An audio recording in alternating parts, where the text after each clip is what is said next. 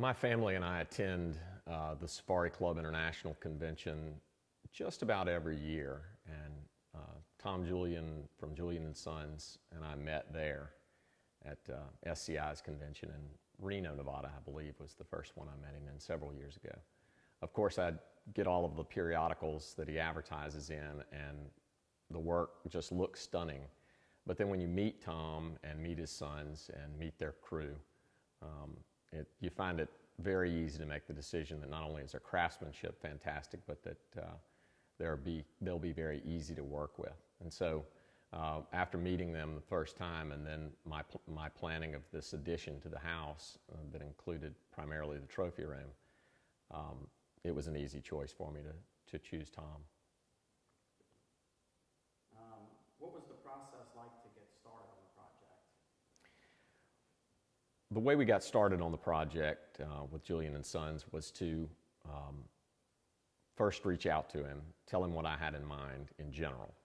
Then he gave me guidance on what I should expect from the architect and how he and the architect might, in the very early stages, in the planning stages, how they might interact.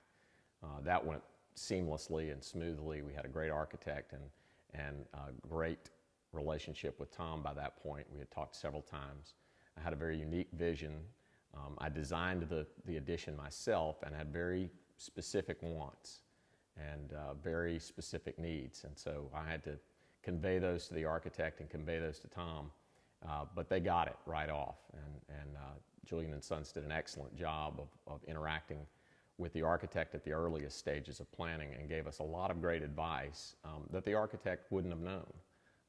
And that included not just the woodwork and how that might look and how that might work within the space, but it also included things like lighting and trophy placement. And so we worked not only with the architect at the earliest stages, but their team worked with the builder.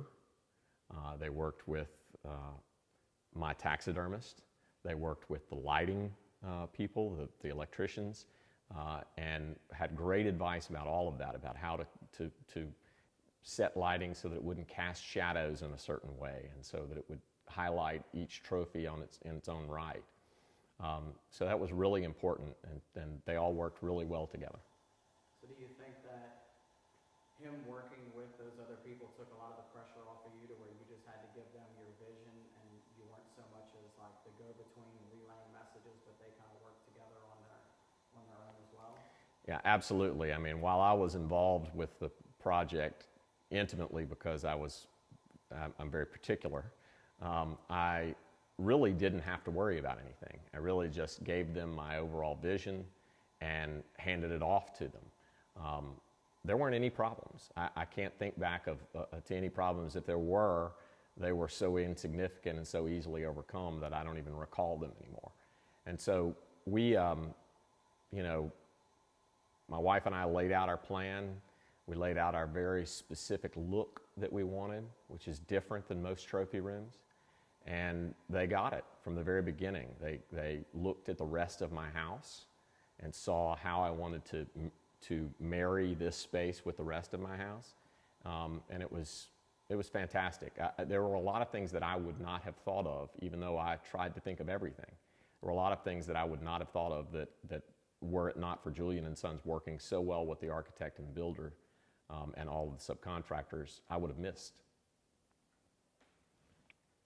So they came down and actually walked through the space and kind of went through a planning stage initially before they just started sending you drafts, or? We took photographs and sent them plans, and then, if I recall correctly, Tom or one of his team came first and looked at the space as it was roughed in. Once we got it to the roughed in stage, they came and looked at it and then brought their full crew when it was time to build. Of course, they had prepared everything, and so it was a very quick process once they got in here. Despite all the really incredible, intricate work, they largely built in their shop and had it prepared in their shop and then did final fitting when they got here. I'd never seen anyone work like that. always seen craftsmen work on the site, besides furniture builders. And so to see that process was really incredible and impressive. And they had it to exacting standards. They didn't miss anything.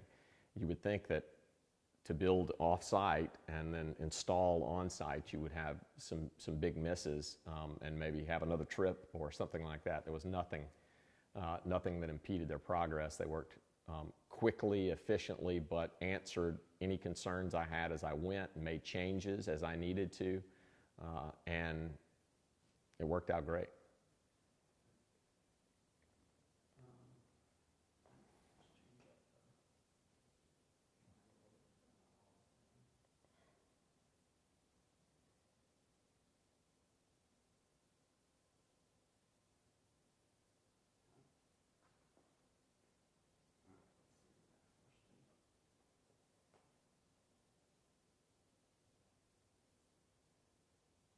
They talk a little bit about their professionalism, their timeliness, and things like that, if you want. Yeah.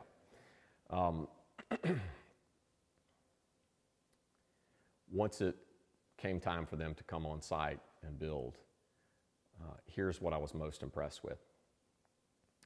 They were timely. They were on schedule, which of course meant that it kept everyone else on schedule.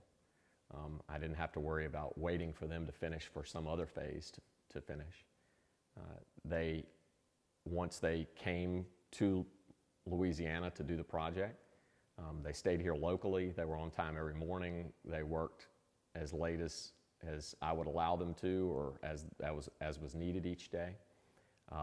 Extremely professional, cleaned up every day after their work. Nobody had to step over their stuff. It was like they hadn't been there and started over again. It made all of the other trades that were working around them work beautifully and kept my costs down on my project, because the time is money when you're building. And so I really appreciated that aspect of their professionalism and their ability to answer any questions that I had and take very seriously my picadillos.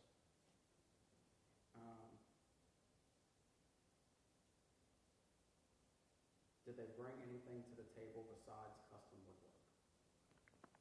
Yeah, but let me answer something else first. Okay. I'm assuming that your voice is not going to be in these questions. No. Okay. One of the things that they did in the early stages was to send samples and help me choose woods and help me marry woods that looked good together. And I had a very specific detail that I wanted to do, and they mocked up that detail. And so my bird cases and bookcases that I built were mocked up so that I actually had a section of the wainscot that surrounds this trophy room built and sent to my architect. He was very impressed and started using them for future projects. And I was very impressed, and it helped me choose the samples of wood that I wanted, and it helped me choose my detail down to the final level so that I knew exactly what I wanted. It just worked out beautifully. The things that they brought to the table, that besides woodwork were coordination with the lighting, coordination with my taxidermist. I have a good taxidermist who does most of my work, and it was important to me that the work that I was doing to display his work matched his skill level and displayed his art in the best possible way. And so just that coordination was really important to the overall project. It wasn't like going and buying a piece of furniture and bringing it home and seeing how it fits. It was a start to finish process. Did they listen to what Lawrence wanted?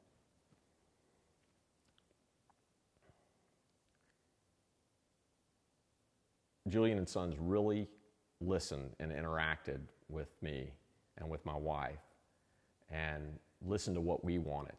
It was important for us to have it just so. And it was a very different look than most trophy rooms are, because it had to match the mid-century modern.